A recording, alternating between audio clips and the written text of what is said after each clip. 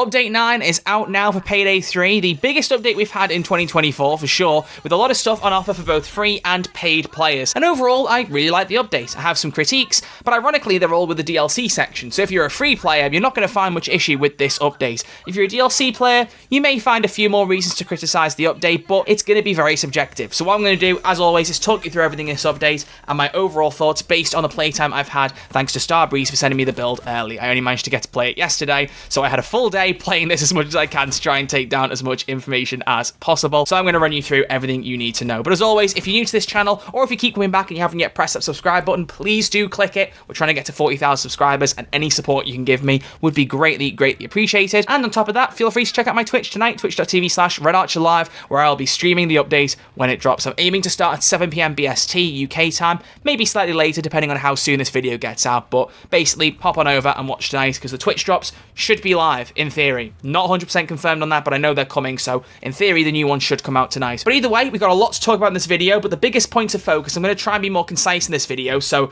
I have less to edit if nothing else, but I want to talk about the DLC as its own thing with a big review, also talk about Diamond District, the free heist, and also the free weapon, the Tribune machine pistol. All those going to come in a minute, but what I want to do is very quickly run you through the other stuff in the update that I'm aware of that doesn't need tons of time. So this is a quick rundown, basically a lightning round, to go through things that if you don't know or need a recap, these are some of the things I'm aware of that are in the update that you need to try out. First off, daily challenges. They're in the game now. You get 3 every single day, and you can swap one of them at your choice. Each one gives you 30 C stacks and 400 IP, and the challenges are pretty good. There's some basic ones like putting down a medic bag 8 times, or some more involved ones like completing Rock the Cradle, having secured the crypto wallet. So it varies between what you might get. Some are very basic, some are a bit annoying, some are somewhere in between, but either way, that's a way to earn up to 90 C stacks a day. Also, the Consumables System is in the game now, where you can pick up first aid kits or armor repair kits from containers on the floor, wherever you can find them basically, and carry them for later. You can consume them directly out of your inventory if you wish, or you can hold the consume button and drop them down on the floor for someone else to pick up. The button, at least for me playing on PC with the controller,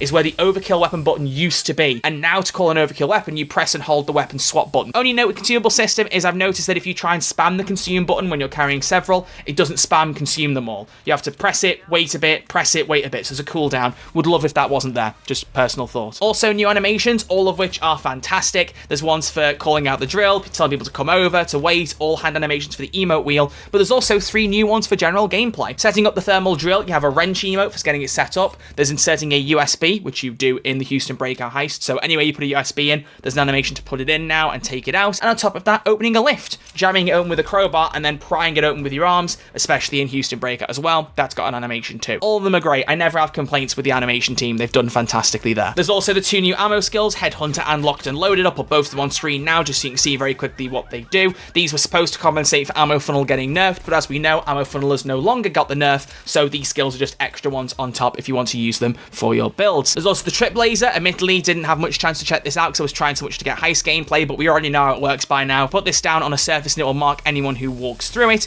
Really good for both stealth builds to detect guards and civilians, as well as loud builds using things like the Assassin skill line, where killing marked enemies gives you health or gives you dodge chance. So a very useful piece of kit. There's also 3 free masks. Only thing to note with those is they are quite hard to unlock. They're up to level 110, 120 region. Granted, that's fairly easy for anyone who's played a lot of Payday 3 because it is quite easy to level up now, but if you're still level 100 or less, just be aware that all the masks will not be readily available to you. But you can see the 3 of them on screen now, and I really like them. They're all really good masks. It's nice to get some free content that I have no complaints with. The Mask Mania Shark Mask is not in this update. I did make an error last video that I want to apologize for. Based on how Alame delivered it in the dev update, he made it sound as though all the rewards were coming, but actually in a dev blog a couple weeks ago that talked about Mask Mania, they already confirmed that Shark would come first and the rest of the masks would come later. So Shark should have been the only one to come out today. I was wrong about that, but it sounds like that's not even coming out either. There's been some kind of problem there. I could make comments about how it's very annoying that the masks are still not out a month after the update's ended, but we'll leave that for another day. This is a good update and I don't want to bog it down unnecessarily. So if you're waiting for even the Shark mask,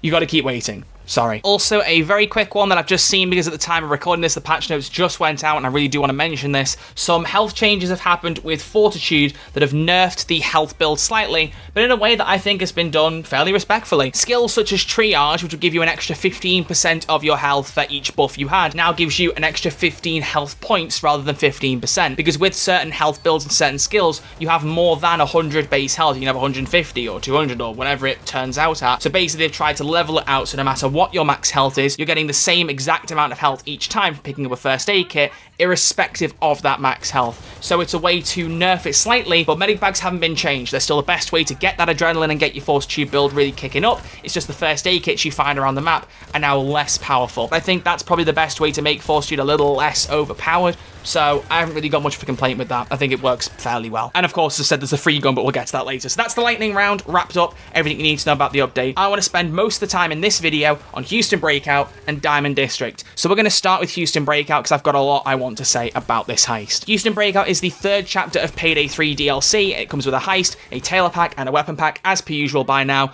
So let's start off with the heist this time. This one is very clearly taking inspiration from Hoxton Breakout, a fan favorite heist from Payday 2, where you broke Hoxton out of prison, got him out via a getaway car, and then he took over in a second day where you went to the FBI and deleted all the files on his case so they couldn't get him again. It was a really fun heist, really cool, and really involved with the character of Hoxton. He played a big part in the heist.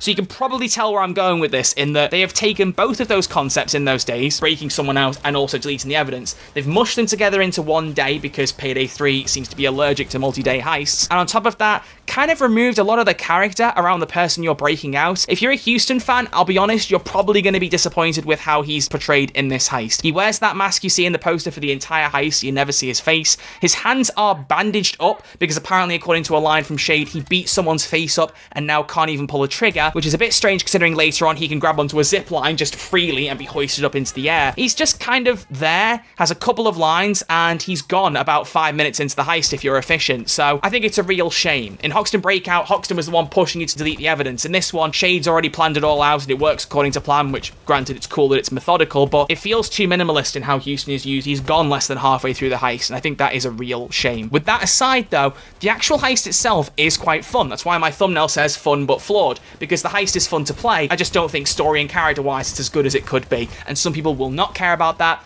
and that's totally fair. But if you're a Houston enjoyer, I can't help but feel you'll be left disappointed. Either way, let's talk objectives. Loud and Stealth as per usual. Stealth I think might be slightly better, but Loud has got some pretty good gunplay, especially because this map is a very well designed map. It's a great layout. You've got the overall central rotunda area we saw in the screenshots, corridors stemming in 3 different directions, an underground garage, the courtroom with 2 floors, and other rooms on the top floors as well, like a server room. Somehow compact yet quite large. They do really well with the map design and laying the objectives out, and I think that is something to really compliment them on. The actual map design, I love in this heist. I really love it. In Loud, you go straight into the courtroom, you put a thermal drill down and bust Houston out of the room that he's in the side of the courtroom. You escort him through the courthouse to the central rotunda, where he's extracted via bile through a zip line straight through the roof. How you get there can vary. I've seen 2 different paths, taking him around the ground floor or taking him around upstairs. It kind of feels like you're going around the houses, but there's 2 different ways I've seen so far to do it. He basically kind of moves from cover to cover, and you can't go too far, otherwise he'll stop following you, so it's kind of like a weird escort thing. But after that, it's all about dealing with evidence. And much like Firestarter in Payday 2, you can either steal the evidence or destroy it. The evidence can be digital or physical, which is a big use of RNG that I love. It's showing that we're trying to get a bit more variety in heist gameplay. Depending on whether you get physical or digital evidence, you can secure all of it to get all bags,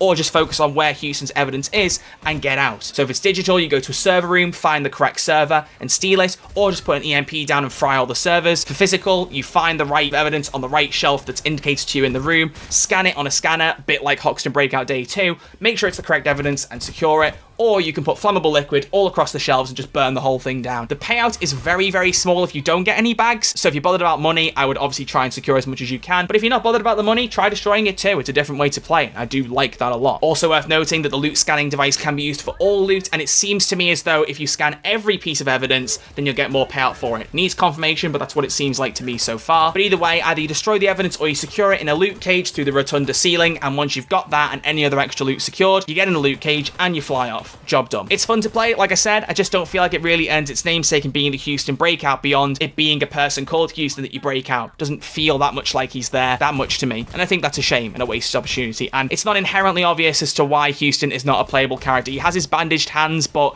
there's not really a story reason or any particular narrative edge to take him out, so I can only imagine it was some kind of narrative or game development decision that he wasn't ready for this update and they've worked around it, but I really don't know. I genuinely don't. Hopefully he comes next update, because right now I'm not entirely sure why he's been held back. It's not entirely obvious at the very least. Oh, and this is a really good point to mention. The music in both the heists, but in this one in particular, is fantastic because Gustavo Cuchimio, that boy did his homework, as he always does, because we all love him, at least I certainly do. During that loud music, you can hear hear little elements of The Gauntlet, a heist track from Hoxton Breakout in Payday 2. I'm not going to point it out, I'm going to let you go listen to it and see if you can spot it, but that kind of attention to detail, I love. Gustavo just cooks every time, without a shadow of a doubt. I love the dude. Moving over to stealth though, things play out very differently because you have a different set of objectives to get Houston out, and I think personally this is more enjoyable, at least because Houston's a little bit more visible in a bigger chunk of the heist, so maybe I'm a bit biased because of that. But either way, the only really bad objective is the opening one, which is disabling the metal detectors. If you want to stay unmasked, which you can for the entire heist if you want, it requires you to disable metal detectors, which have this 4-color switch objective that we've seen in previous heists like Golden Shark. You activate a certain panel, find the 4 boxes, flick the right color switches, and then they go down. It's just a little bit too familiar to me and a little bit too annoying that you always have to flick 2 switches on the top floor and 2 in the garage. I don't think I've ever seen that change. Maybe it does. It feels quite methodical and a little bit annoying that you have to do that before you can even get in and do the objectives.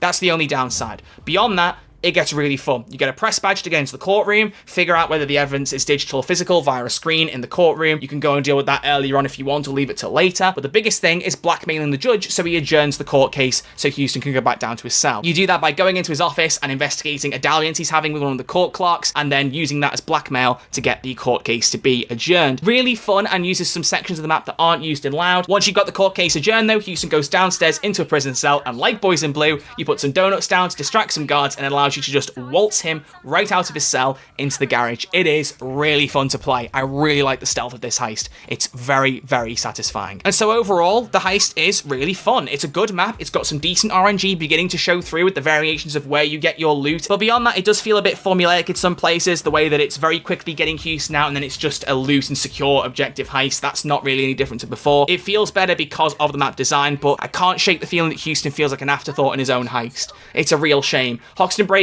was a really good heist, and Starbreeze have tried to emulate that, and I just don't think it's quite worked in the same way from a story or character beat. So if you're bothered about that, that may impact your enjoyment. I am somewhere in the middle. Houston was never my favorite character, but I was quite excited about the idea of breaking him out and seeing how that would look in Payday 3, and I just feel like, to me, you could have broken anybody out. It didn't feel like you were breaking out a Payday character as much as like Breakfast in Tijuana where you're breaking out Vlad's brother-in-law. It's just kind of someone you need to break out, and they're gone within a few minutes. Feels like a missed opportunity, at least to me. I will just say though, before we move on, I want to note a couple of bugs that I'm going to slip in here because I was going to mention it later, but I think it's better to say it now. There are a couple of issues with Houston Breakout that are a little bit annoying. For one thing, if you fail the heist, Shader will congratulate you as though you've passed it, which is a bit odd. The reason I failed it though was a very stupid reason, and it's a recommendation I need to make to all of you until this gets patched. Don't use the zipline bag in Houston Breakout if you're playing alone. It is a zipline that takes you from the ground floor to the upper floor of the central rotunda, and for some reason the AI just don't use it effectively. They go up the zipline and then bounce straight back down to the floor and don't go up to the top floor where they should be. As a result, they won't follow staircases either. Even if you die somewhere right next to a staircase that's miles from the zipline,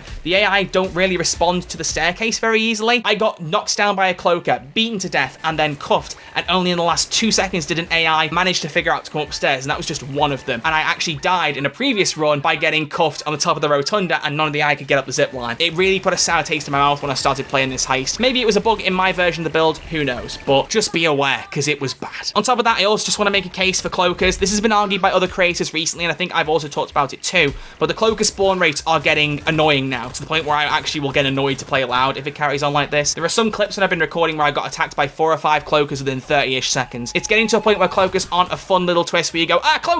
It's going, oh, it's another one. And you literally can't even do objectives because they're attacking you so much. It's getting irritating. Something needs to be done with the amount of spawns they're getting. It's almost like Starbreeze aren't fully aware of it or don't think it's a problem, so whoever's working on that, I'm telling you now, it's a problem. Please address it. But that's the heist. Let's talk about the weapons. And this is going to be very generic because all 3 guns are triple burst fire. They all fire 3 rounds at a time. The Chanet assault rifle, the Pursuivant shotgun, I think is how you say it, and the Picchio or Picchio pistol. All fire 3-round bursts. And all of them are really, really fun. You may get different people saying different things here, but I really like the Chanet rifle, which I believe is based on the FAMAS. Really fun to use, and as long as you land all 3 shots aimed for the head, it's a 1-shot headshot on anybody, or technically 3-shot headshot, bar a bulldozer. Recoil control's really good on it, feels really good. Ammo pickup, I did have a couple of ammo skills which may have made it better, but I never had a problem with ammo. But I would rank probably the shotgun lower, because it just feels like there's a bit too much kick to it at times, but it is still really fun to use. If you lock it in with ammo funneling, get some recoil controlling attachments, you'll get a powerhouse there, so I don't think it's a bad gun. They're all high tier, but I probably put the rifle at the top, then the pistol, then the shotgun,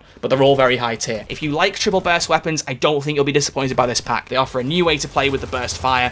and they're really satisfying. I've not got much else to say beyond that, and it's a bit sad because I want to give you those breakdowns gun by gun, but they just kind of do what they say on the tin, and that's not a bad thing. I think they're really good and worth using. I would recommend the weapon pack, definitely. Really do think that's worthwhile. But as for the Tailor pack, you know what I say by now. This is entirely subjective. If you like the outfits, you can get them. If you don't, you don't. Nice and simple. If you want my personal take, I think that 3 of the outfits are pretty damn good. Not a huge fan of the judges' robes. They're fine and they serve the purpose for the heist. I wouldn't want them to not be there. But for me, the best suit is the civil suit. That waistcoat with the rolled up sleeve shirt. Looks gorgeous. Mwah, love my suits. The masks leave a bit to be desired, but I do love the Hoxton mishmash mask as well as the vampire-y Dracula one. The names are escaping me off the top of my head because I didn't write them down, so that's a shame on me. But I like those 2 masks. The other 2 are a bit average. And then gloves. They're gloves. Not really much to say there. Depending on how you feel, you may not like it. For me, I think on the whole it's a pretty good Tailor pack, and I think there's some good stuff within it. And so overall, would I recommend Chapter 3?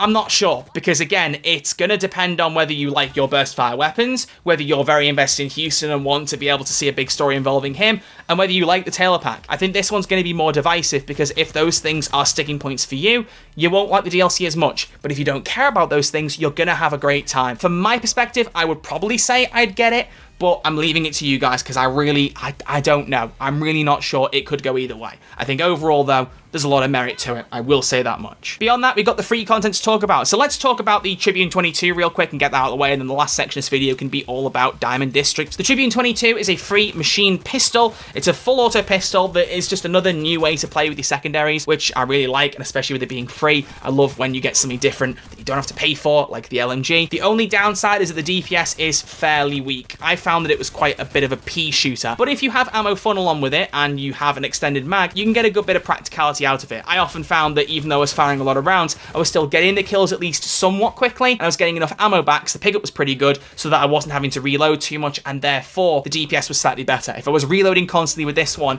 I'd find it harder to recommend because of that weaker DPS. But overall, I think it's pretty good. It's a fun new way to try another secondary. Not as good as the bull kick. I don't think that would be very easily to accomplish for any gun, but it's a good other alternative, like the Picchio. I think there's some good different pistols here that are fun to use. I still think the bull kick wins out on everything though, personally. But Diamond District, let's talk about it. This is the free heist for Payday 3, the first free heist in about 9 months, and it's completely original, despite being inspired mainly by 4 stores. They said it was slightly inspired by Mall Crasher as well. I don't 100% see that unless you count smashing up all the jewelry cases, like smashing up windows in a mall. But overall, this heist is really fun. It is a lot simpler. You'll find that Loud and Stealth play out in very, very similar ways. It's just about getting in, getting jewelry bags to the van, or picking up loose jewelry or diamonds in different stores. And there's also a multi-tag scanner in this map, much like Dirty Ice, where if you run all the jewelry bags through it, it'll increase the payout. I think it's about double, and I actually think it's worth doing the multi-tag scanner in this one particularly, because it feels like you get a better payout for this heist than Dirty Ice. And also, like Dirty Ice, there is a rare stone you can find in the map.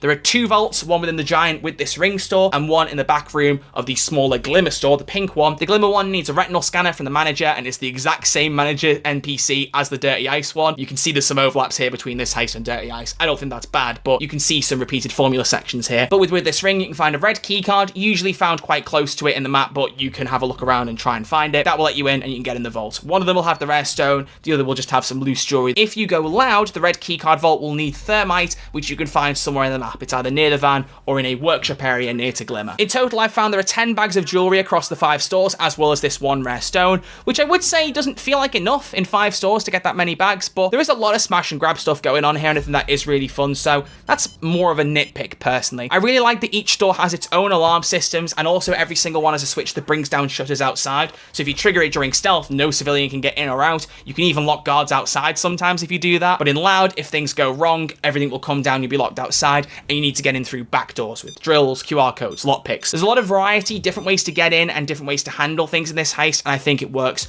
really, really well. If you're unmasked, you can make it work, but also if you're masked up, you can make it work too. I think both are more than feasible, and again, that makes it more fun to play. The only weird thing I'd note with Diamond District is that in Loud, when you're securing the bags, you have to throw them onto a window cleaning platform, and it's not inherently obvious, I don't think, to the player, but you can't actually get up there. You have to kind of stand on a platform nearby and leap and toss them on. I think that's a bit of a strange execution, personally. I think there should have been a ladder to get up to the platform, at least to just toss them in. It's a very small nitpick in a really great heist, but that I thought was a bit baffling, because for a while, I thought I was stupid and just couldn't figure out how to get up there until I realized, no, you're not meant to get up there. This heist as a whole, while it plays out similarly in Loud and stealth has a lot of uniqueness to it, a lot of different stores, a lot of different ways to handle stuff, and also a lot of different loot depending on where you go. You might always be getting jewelry, but the way in which you do it and where you do it and how much you do it is very much up to you. And I think that kind of freedom is much needed in Payday 3. This heist is really fun, and the best part is it's free, so there's nothing to complain about there. You get a fun, free, experimental heist that I'm sure most of you, if not all of you, will have a very good time with. And that's everything in Update 9 that I'm aware of. At the time of recording this, patch notes haven't been released. We didn't get them as partners when we played the update, so it could be there's other things that we don't know about, so if there are, I'll put them in the description. Overall, this is a really good update. Like I said, I have my criticisms, but the thumbnail said it all. This is a fun update that does have its flaws. Is it the best update the game's had? You can make a case for it, definitely. I really liked the Boys in Blue update, so I'm not sure if this one's better. Based on the amount of content, it kind of has to be, because there's 2 heists, which in a game like Payday 3 where there's not enough heists, that's a big win. But I really recommend checking out this update. It's a good time to get back into Payday 3. If you're a free player, you got stuff on offer with that heist at the very least. If you're a paid player, you've got some stuff with the DLC too. Some really good content in there, even if I do have some grievances with it. But what do you think of the update? If you haven't played it yet at the time of watching this, let me know what you think of everything in concept. If you do get to play it and then you watch the video, tell me what you think. I'm really excited to see what you all think about this update, because there's a lot on offer, and I'm excited to see a lot of feedback about it. But we'll leave it there. Thank you very much for watching. I'll see you all tonight, as I said, for my Twitch stream. It's twitch.tv/RedArcherLive. If you enjoyed the video, please click the like button. It'd be greatly appreciated, and show me you like this content and help get it out in the algorithm for more Payday 3 players. And as always, if you haven't yet clicked the subscribe button, please do. I'd really, really appreciate it. I will see you all next time with some brand new content, hopefully later this week for the roadmap. They've said it's coming, so I'm guessing Friday with the dev blog, but I guess we'll find out. And also very soon for a Crime Boss Update 11 video. Until then, thank you all for watching. See you all soon. Take care.